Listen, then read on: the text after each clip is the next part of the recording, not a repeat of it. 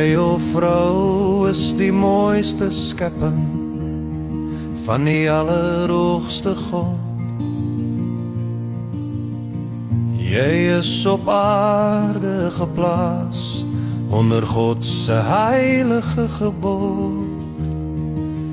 Jy is na sy beeld geskape tot sy eer. Jy is onder die meester se beheer.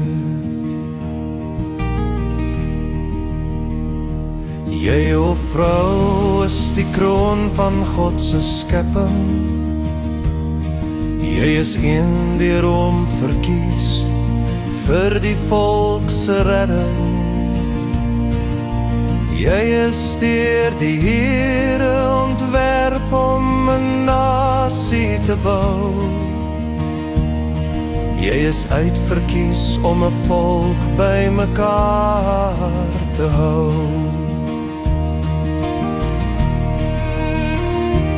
Jy, o vrou, is so wonderskoon. Jy is verbore as koningin op jou eie troon. Jy is daar tot eer van God en sy genade.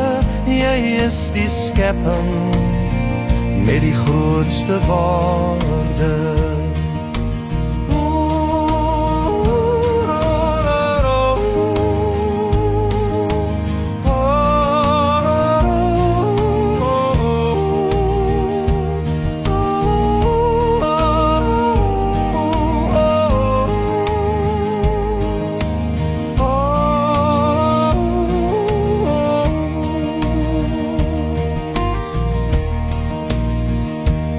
Jy, o vrou, geseënde van die allerhoogste God.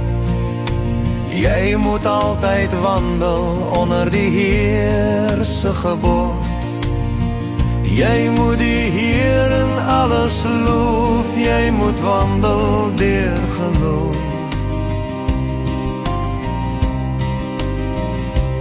Jy, o vrou, sal ek altyd vereer.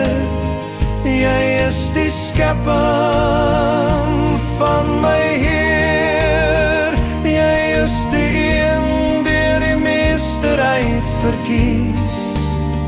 Jy is die anker, sonder jou lei alle nasies 'n ewigheidsverlies.